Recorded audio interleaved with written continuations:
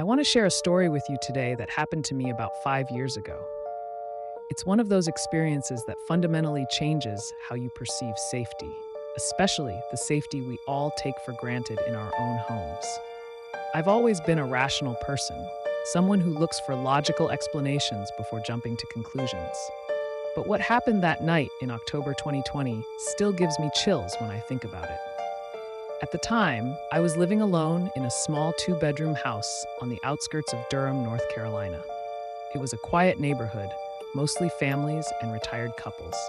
My house was at the end of a cul-de-sac, backing up to a wooded area that separated our neighborhood from the next development over. I loved that house specifically because of its location, peaceful, private, and surrounded by nature. I worked as a graphic designer, mostly from home even before the pandemic hit. My routine was pretty standard. Work all day, maybe go for a run in the evening, then spend my nights either working on personal projects or unwinding with Netflix. Nothing extraordinary, nothing that would attract unwanted attention. October in North Carolina is beautiful. Cool enough for a light jacket, but still pleasant. The leaves were changing, and I remember thinking how picturesque my little backyard looked, with the reds and golds of autumn against the deep greens of the pines. That particular week, I had been swamped with client work, pulling late nights to meet deadlines. By Friday, I was exhausted but satisfied, having submitted the final designs for a major project. That Friday night, I decided to reward myself.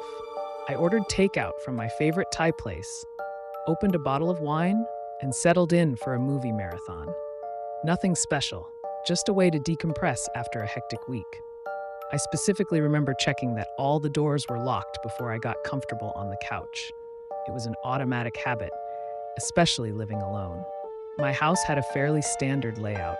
From the front door, you entered directly into the living room. The kitchen was off to the right with a small dining area. Down a short hallway were two bedrooms and a bathroom. The master bedroom, my bedroom, had sliding glass doors that led out to a small deck overlooking the woods.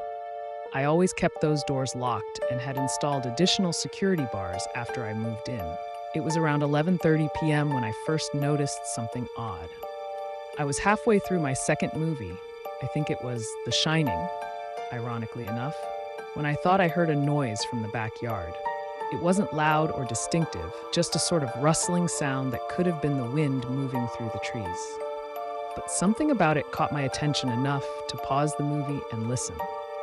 For a moment, there was nothing. Then I heard it again, a deliberate sound, like something or someone moving through the fallen leaves. My first thought was that it must be an animal, maybe a deer or even a raccoon searching for food. We had plenty of wildlife in the area, and it wasn't unusual to spot animals in my yard, especially at night.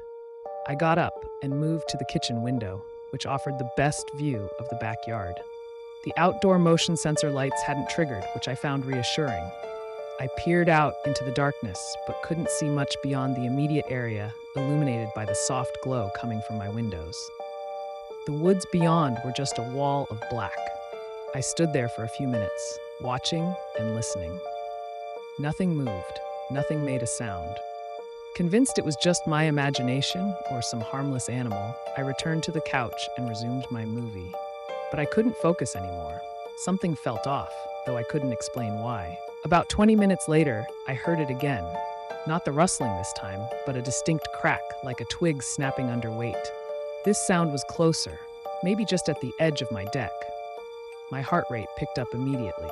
I muted the TV and sat perfectly still, straining to hear anything else. The silence that followed was almost worse than the noise.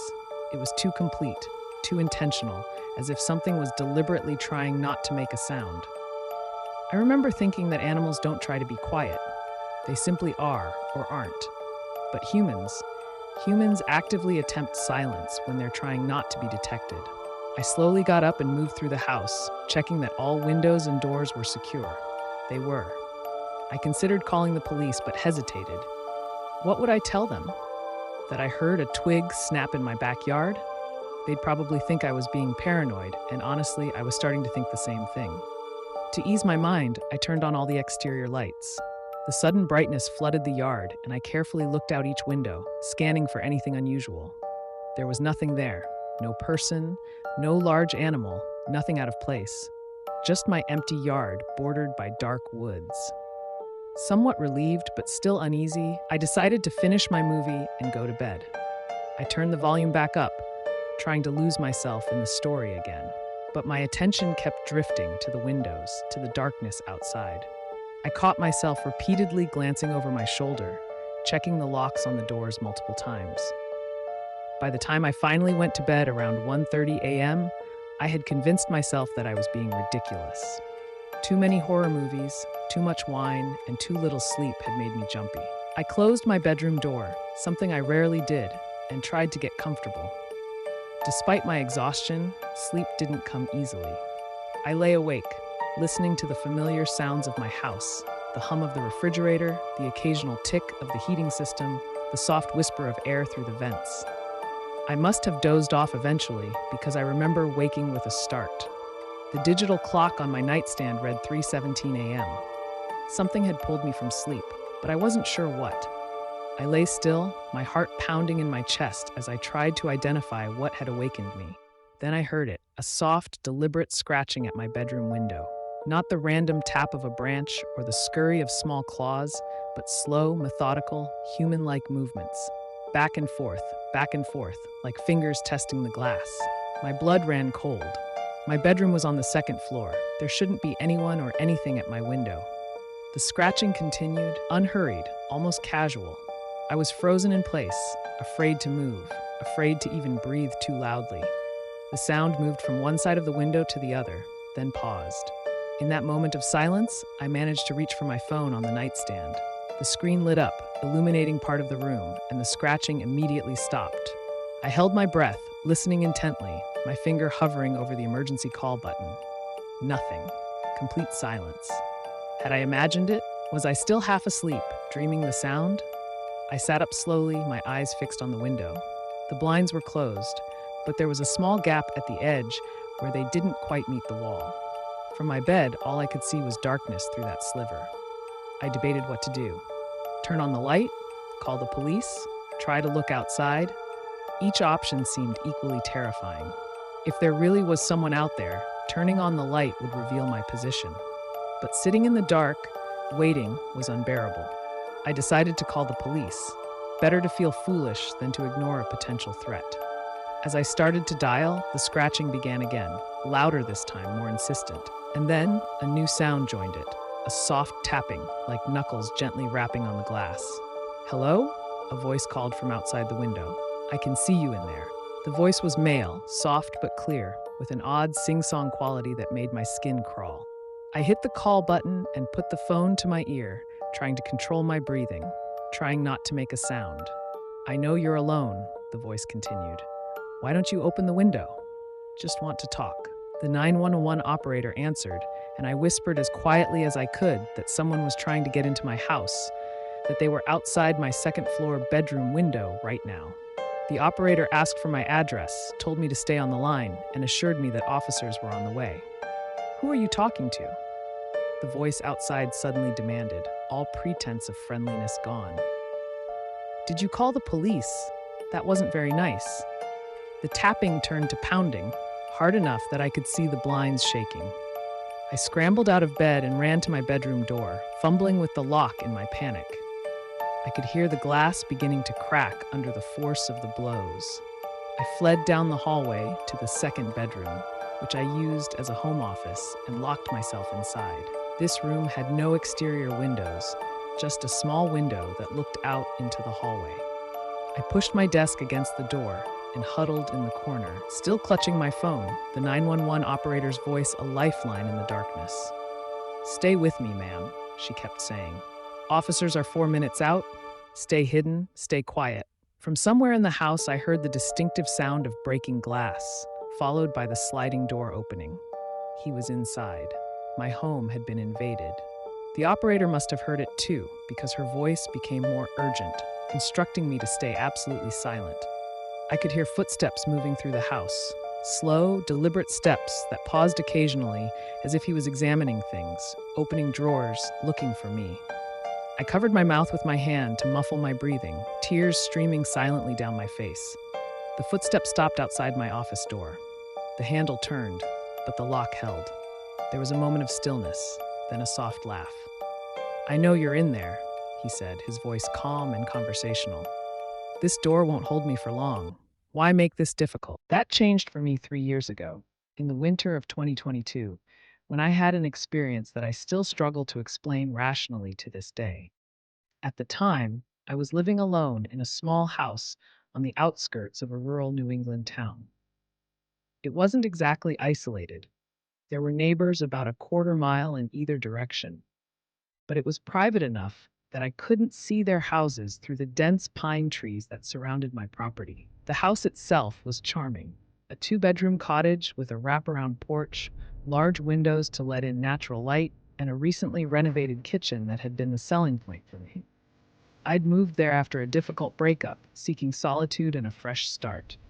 For the first 6 months, it was exactly what I needed. I established a comfortable routine, working remotely during the day and spending my evenings cooking elaborate meals, reading, or video chatting with friends. I even adopted a cat, a plump orange tabby named Rusty, who quickly claimed the sunny spot on my living room couch as his domain. The incident began on a Tuesday evening in late January. New England winters are brutal, and this one had been particularly harsh. We'd had back-to-back snowstorms, and the temperature hadn't risen above freezing in weeks. That night, another blizzard was forecasted, with expectations of at least a foot of snow by morning. I remember checking the locks, something I'd become almost obsessive about since living alone, before settling in for the night. The wind had already picked up, howling through the trees and occasionally causing the power to flicker. I'd prepared for a potential outage, flashlights strategically placed around the house, extra blankets piled on my bed, and my phone fully charged. Around 10 p.m., I was in my living room, wrapped in a thick blanket with Rusty purring beside me, watching a documentary on Netflix. The first strange thing I noticed was Rusty's behavior. Mid-purr, he suddenly went rigid, his ears perked up, and his eyes fixed on the living room window. The blinds were drawn, but he stared at them with such intensity that I felt a chill run down my spine. "What is it, buddy?" I whispered, following his gaze. I didn't see anything, of course, just the reflection of my living room in the glass. I dismissed it as him hearing an animal outside, maybe a raccoon or a fox seeking shelter from the approaching storm. But Rusty didn't relax. Instead, he jumped down from the couch and slunk low to the ground, backing away from the window with his tail puffed out. I'd never seen him act like this before. That's when I heard it, a soft rhythmic tapping on the window. Tap, tap, tap. 3 distinct sounds, evenly spaced, like someone gently knocking with their fingernail. I muted the TV and listened, convincing myself it was just ice or tree branches blown by the wind.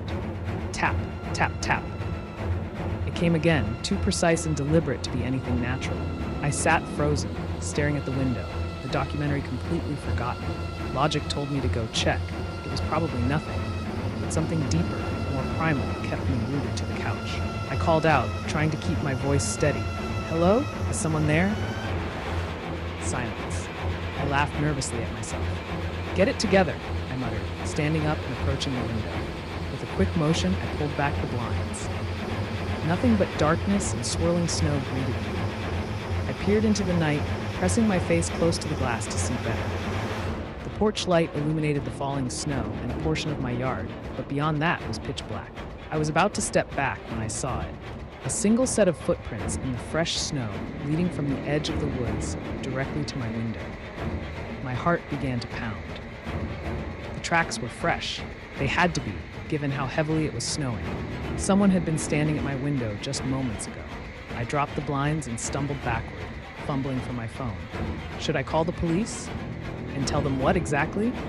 That I heard tapping and saw footprints? They'd never make it out in this weather for something so trivial. But what if it wasn't trivial? I checked all the locks again, this time adding chairs propped under doorknobs for good measure. I drew every blind and curtain in the house, turned off most of the lights, and retreated to my bedroom with Rusty, who was still on high alert. I kept my phone in hand, 911 pre-dialed, but not yet called. For hours, I sat on my bed, jumping at every creak and groan of the house settling. The The wind had intensified, and the power flickered several more times before finally going out completely around midnight. In the sudden silence, no furnace, no refrigerator hum, the house felt alien and threatening. I lit a candle and tried to calm my racing thoughts. This was ridiculous. I was a grown adult, frightened by some footprints and a noise that was probably just the wind. I resolved to check the yard thoroughly in the morning and perhaps invest in some security cameras. Finally, exhaustion overcame fear, and I drifted into an uneasy sleep, with Rusty standing guard at the foot of my bed. I woke with a start at 3:17 a.m. I remember checking my phone, its bright screen illuminating my dark bedroom. What had woken me? I lay still, listening. The storm had died down. The wind no longer howled. The house was silent except for tap, tap, tap. My blood turned to ice. The sound was coming from my bedroom window, louder this time, more insistent. Tap, tap, tap. I couldn't move. I couldn't breathe. Rusty was nowhere to be seen. Tap, tap, tap. The final tap was harder, as if growing impatient. I slowly turned my head toward the window, expecting, dreading to see a face peering in. But the curtains were drawn. I would have to get up to see who or what was outside. I didn't want to. Every instinct screamed at me to stay exactly where I was, to pull the covers over my head like a child and pretend none of this was happening. But another part of me needed to know. The uncertainty was worse than whatever reality awaited. Summoning all my courage, I slipped out of bed, keeping low. My bedroom was on the second floor, which meant whoever was tapping would need a ladder or to have climbed up somehow. The thought made me dizzy with fear. I crawled to the window, staying below the sill. With trembling fingers, I reached up and pulled the edge of the curtain back just enough to peek out. At first, I saw nothing but darkness. Then, my eyes adjusted, and I realized I was looking at a face, mere inches from mine, separated only by the glass. A man's face, pale and gaunt in the moonlight that now filtered through the breaking clouds. His eyes were wide and unblinking, staring directly at me as if he'd known exactly where I would appear. His lips were pulled back in what might have been a smile, but looked more like a grimace of pain. I jerked away. A scream caught in my throat. I heard a soft laugh from outside, followed by the sound of something scratching against the siding of the house, the sound of someone climbing down.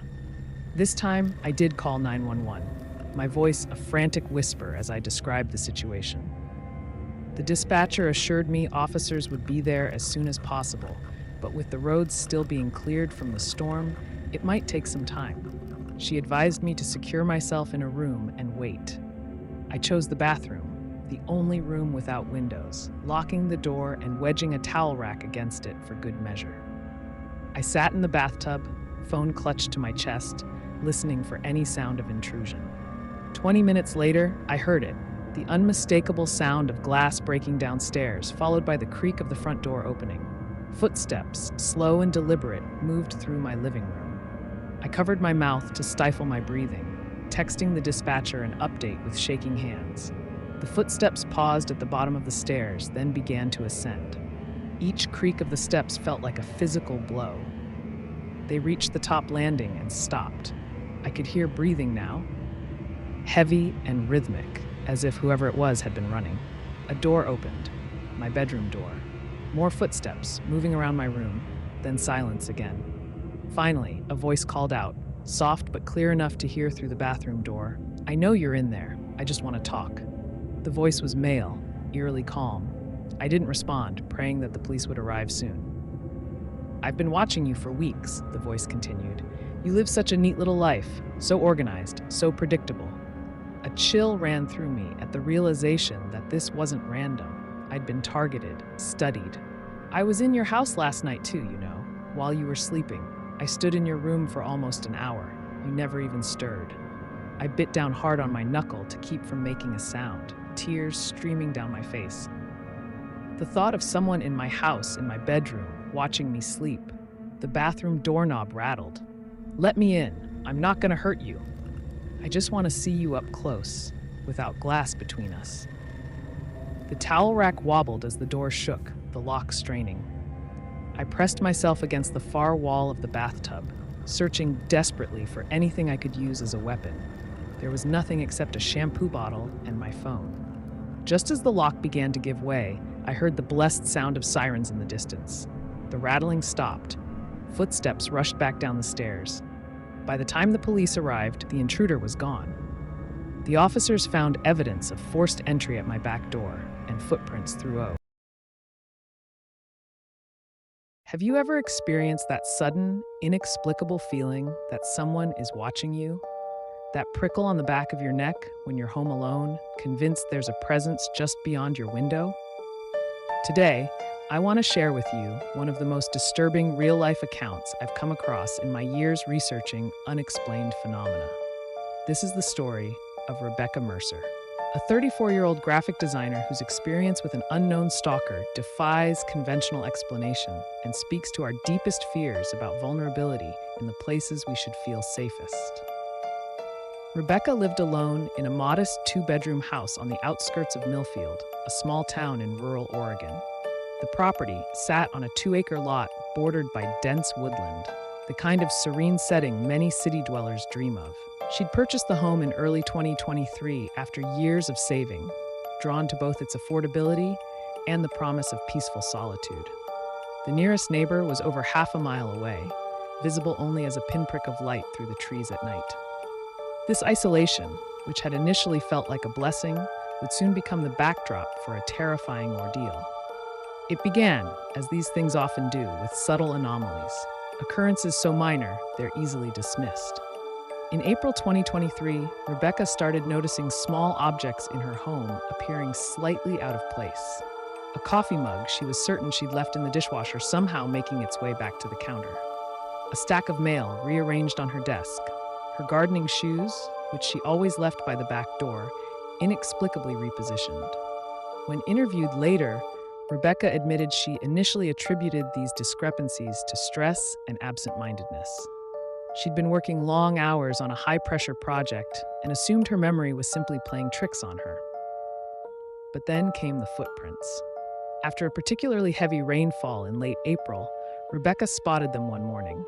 A series of muddy impressions leading from the edge of the woods directly to her bedroom window, then circling around to the back of the house. The prints were large, suggesting a man's boot and deeply embedded in the soft earth. What disturbed her most wasn't just their presence, but their deliberate path. Whoever had made them had clearly spent time at her window, watching her sleep. Rebecca immediately called the local sheriff's department, which dispatched Deputy Carl Harmon to investigate. Harmon took photographs of the footprints and collected plaster casts, but with no security cameras on the property and no other evidence of trespassing, there wasn't much more he could do. He advised Rebecca to install motion sensor lights and perhaps consider a security system, given her isolated location. He also suggested the prints could have been made by a lost hiker or even a curious teenager from town, though neither explanation addressed why someone would stand at her window in the middle of the night. Following Deputy Harmon's advice, Rebecca installed solar-powered motion lights around the perimeter of her home. She also purchased a simple security system with door and window sensors, though her budget didn't allow for cameras. For a few weeks, these measures seemed sufficient. The lights activated occasionally, usually triggered by deer or raccoons venturing too close to the house, but there were no more footprints, no more inexplicable rearrangements of her belongings. Rebecca began to relax, convincing herself the incident had been a one-time occurrence. Then, in early June, things escalated. Rebecca woke one morning to find a peculiar arrangement of stones on her front porch. 7 smooth river rocks placed in a perfect circle. Inside the circle lay a single white feather. Nothing was stolen, nothing damaged, but the deliberate placement of these items felt deeply invasive, a clear message that someone had been at her door while she slept. Strangest of all, none of her newly installed security measures had been triggered. The door and window sensors remained quiet, and the motion lights had not activated. When Rebecca reported this incident to the sheriff's department, she spoke with a different deputy who seemed less concerned than Deputy Harmon had been. The new officer suggested it might be a harmless prank, or perhaps even something left by local children. After all, there was no threatening note, no damage to her property. But Rebecca couldn't shake the feeling that the arrangement held some significance. that it was a message intended specifically for her. That night, unable to sleep, Rebecca sat in her darkened living room with the lights off, watching the tree line through her window. Around 2 a.m., she observed something that chilled her to the core, a figure, standing motionless at the edge of the woods. In the moonlight, she could make out only a silhouette, but it was unmistakably human in shape, tall and unnaturally still. Rebecca reached for her phone to call emergency services, but by the time she looked back up, the figure had vanished.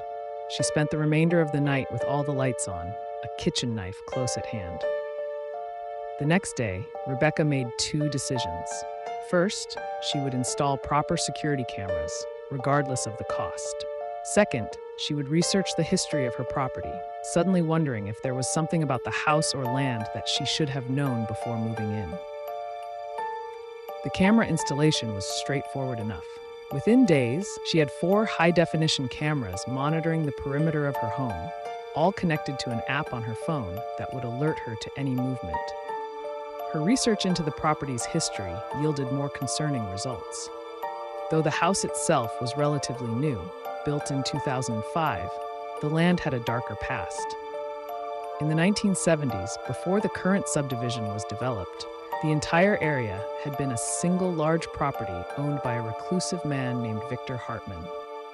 According to local newspaper archives, Hartman had been suspected of involvement in the disappearances of 3 hikers whose last known location was near his property, though no charges were ever filed due to lack of evidence.